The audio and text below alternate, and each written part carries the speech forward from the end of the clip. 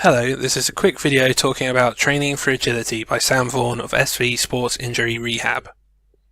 Agility can be described as high-speed dynamic total body movement as a reaction to a stimulus. Agility allows an athlete to react quickly and efficiently and usually involves adaptive ability, balance and coordination, orientation, and rhythm. Agility is a component of many sports, especially evasion sports. Today we will be focusing on agility in field hockey.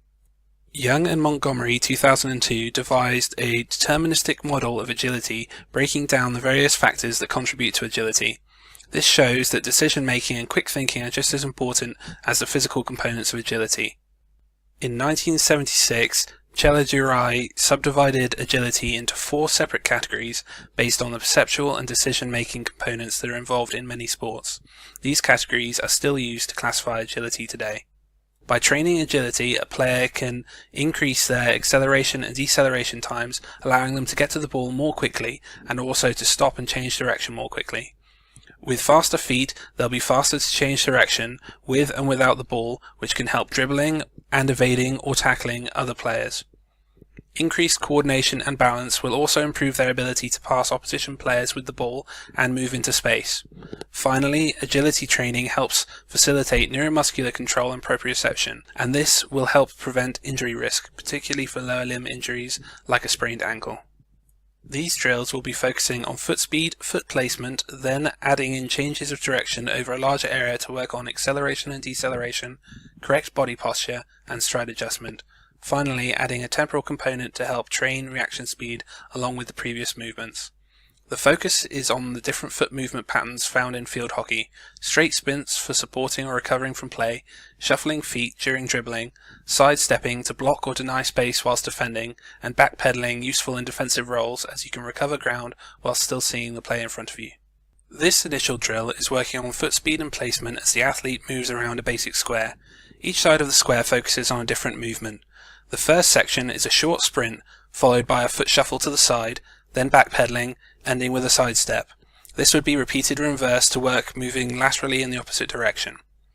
For the first stage, the athlete is focusing on keeping the shoulders down and head upright, driving the knees to the chest and pumping with the arms, pushing through the balls of their feet, then rapidly decelerating by shifting his body backwards to slow down.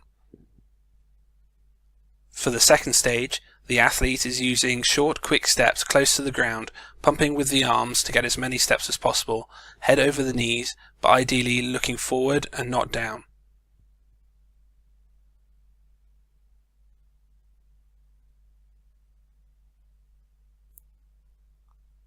For the third stage, the athlete is on the balls of their feet, but hips back and chest over the knees to maintain balance. Again, they would ideally be looking ahead and working on their acceleration and deceleration. For the final stage, the sidestepping requires a good push-off from the back foot. However, I would encourage the athlete not to pull with the front foot, as this causes them to raise up and down, wasting energy.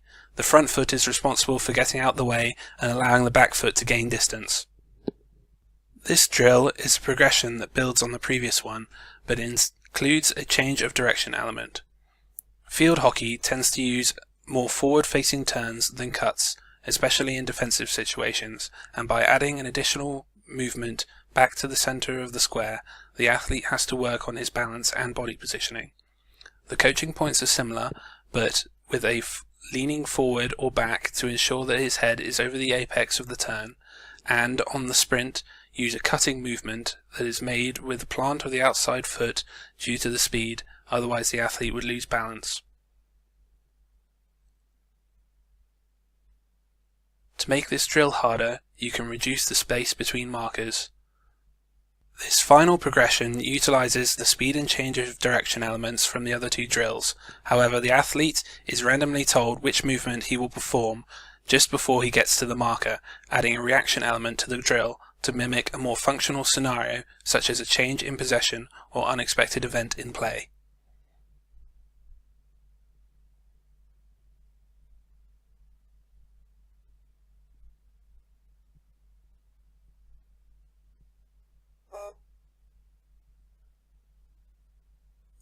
Evidence suggests that agility is a trainable motor skill and should be added to a periodized training plan in a similar manner to strength, power, and hypertrophy training. During a field hockey preseason, you should start with a single agility session a week, building to 2 before the season starts to give a good base level of technical proficiency. During the season, it may not be necessary to train agility as matches train and maintain agility better than pre-planned drills will. Use recognized agility tests to assess your athlete's ability during the season, and if needed, small area match simulations, such as restricting 2 teams to a half a pitch, will maintain the benefit from competitive match play. This has been a short introduction to agility training for field hockey. Thank you for listening.